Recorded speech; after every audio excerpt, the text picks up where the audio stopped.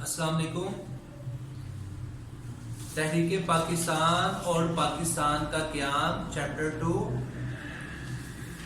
आज हम पढ़ेंगे सर सैयद अहमद खान और तहरीक अलीगढ़। रिसेंटली लेक्चर में हमने सर सैयद अहमद खान और तहरीक अलीगढ़ के बारे में पढ़ा था। उसका फर्स्ट हाफ हमने पढ़ा था। आज हम उसके सेकंड हाफ के बारे में पढ़ेंगे जो कि पेज नंबर 20 पर मौजूद है। इसके 4 पॉइंट हैं। सबसे पहला पॉइंट क्या है? 1859 में आपने मुरादाबाद में एक स्कूल कायम किया। अभी सर सैयद अहमद खान की तालीमी लिहाज से खिदमात के बारे में जिक्र किया गया, जैसे मैंने पीछे भी आपको बताया है। आपने मुरादाबाद में एक स्कूल कायम किया। हमने रिसेंटली लेक्चर में ये पढ़ा था, सर सैयद अहमद खान ने मुसलमानों को क्या कहा कि आप सियासत से दूर रहें और तालीम पर जोर दें, और अंग्रेजी ज़बान सीखने पर मुसलमानों को फोकस किया। यानी कि मुसलमानों को कहा कि अंग्रेजी ज़बान की तरफ तवज्जो दें। इसी सिलसिले में तालीमी खिदमात के सिलसिले में आपने मुरादाबाद में एक स्कूल कायम किया। 1863 में आपने गाजीपुर में साइंटिफिक सोसाइटी की बुनियाद रखी। अब 1863 में क्या किया सर सैयद अहमद खान ने? गाजीपुर में यानी कि एक इलाका है उसमें साइंटिफिक सोसाइटी की बुनियाद रखी। आप यानी कि ताकि मुसलमान साइंस की तरफ भी तवज्जो दें।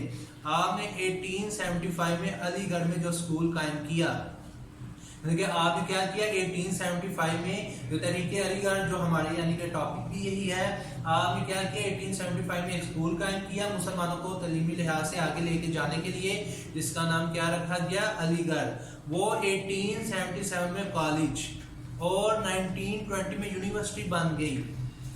आपके यानी कि मौजूदा यानी कि दौर में आपकी यानी कि हयात में ही यही स्कूल कॉलेज की शक्ल में इख्तियार कर गया, और जब आपकी वफात के बाद 1920 में इसी कॉलेज को यूनिवर्सिटी का दर्जा दे दिया गया। यानी कि तहरीक अलीगढ़ की सूरत में सर सैयद ने मुसलमानों की तालीमी लिहाज से खिदमत अंजाम दी। 20वीं सदी के शुरू में मुसलमानों का पढ़ा लिखा तबका इस तालीमी अदारे का तालीम याफ्ता था। जो इसी यानी कि जो तहरीक जो सर सैयद अहमद खान ने शुरू की थी तहरीक अलीगढ़ की, यहाँ से बहुत से मुसलमान निकलकर फिलासफर और सियासतदान बनने लगे 20वीं सदी में। आगे इसका दूसरा पॉइंट क्या है? रिसाला असबाब बगावत हिंद सर सैयद अहमद खान की एक अहम सियासी खिदमत थी। आपने एक रिसाला यानी एक अखबार शाया किया जिसका नाम असबाब बगावत हिंद, यानी कि इसका टॉपिक का नाम क्या रखा गया? असबाब बगावत हिंद। यानी कि कौन से असबाब थे, क्या रीजन थी जिसकी वजह से हिंदुस्तान में बगावत पैदा हुई। इस रिसाले में आपने 1857 की जंग आज़ादी के हकीकी असबाब से अंग्रेज हुकूमत को आगाह किया। इस यानी के रिसाले में आपने अंग्रेजों को बताया कि 1857 की जंग के हकीकी असबाब यानी कि बेसिकली उसकी बुनियाद, उसकी वजूहात क्या थी, जो कि हिंदुओं ने गलत तरीके से अंग्रेजों के दिमागों में डाल दी थी। वो ये चीज थी कि मुसलमान एक दुश्मन कौम है, एक बागी कौम है, इन्होंने जानबूझ के आपसे जंग की, लिहाजा ने हर लिहाज से पीछे किया जाए।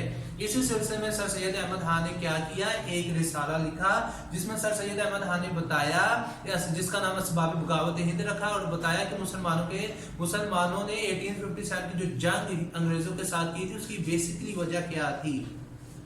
जंग आज़ादी के बाद सर सैयद अहमद खान की हैसियत सियासी मसीहा से कम ना थी। लेकिन जंग आज़ादी जब खत्म हुई तो सर सैयद अहमद खान की एक हैसियत यानी कि सर सैयद अहमद खान की पर्सनैलिटी मुसलमानों के लिए एक, जैसे आप कहते हैं, एक रिश्ते की हैसियत की।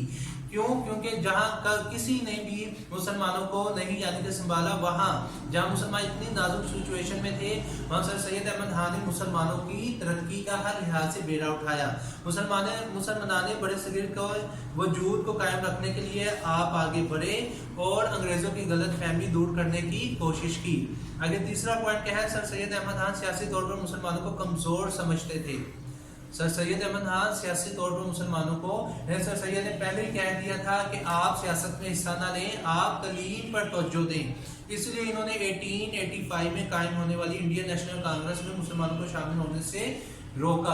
जब 1885 में हिंदुओं ने इंडियन नेशनल कांग्रेस कायम की, अपनी पार्टी जमात कायम की, तो आप मुसलमानों को खसूसी तौर पर इस पार्टी को ज्वाइन करने से रोका। इन्होंने मुसलमानों को तालीम की तरफ तवज्जो देने के लिए कहा ताकि मुसलमान पहले तालीम हासिल करें और फिर सियासत में हिस्सा लें।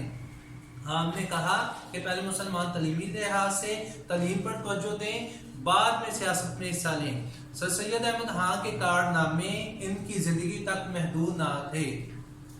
لاسٹ پوائنٹ ہے اس کا کہ سر سید احمد خان کے جو کارنامے تھے ہر لحاظ سے ان کی زندگی تک محدود نہ رہے، بلکہ انہوں نے ایسی تحریک شروع کی جس نے ان کی وفات کے بعد بھی قومی خدمات کا کام جاری رکھا۔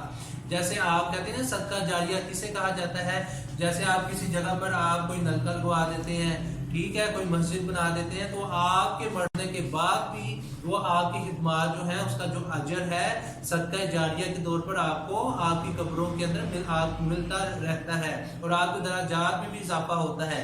ایسے سر سید احمد خان نے 1857 کے بعد جو تحریک شروع کی وہ آپ کی وفات کے بعد بھی جاری رہی اور 1947 میں پاکستان کی صورت میں وہ کامیاب ہوئی۔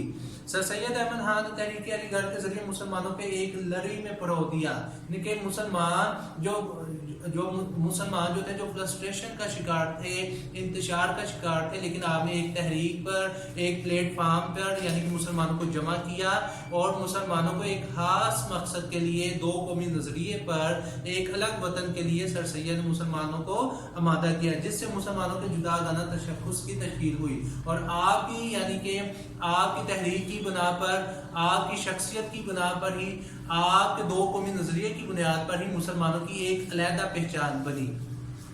پیج نمبر 20، تحریک پاکستان اور پاکستان کا قیام، تحریک علی گڑھ اور سر سید احمد خان۔ آج ہمارا ٹاپک مکمل ہو چکا ہے، یہ اسے آپ نے یاد کرنا اور لکھنا ہے۔ شکریہ۔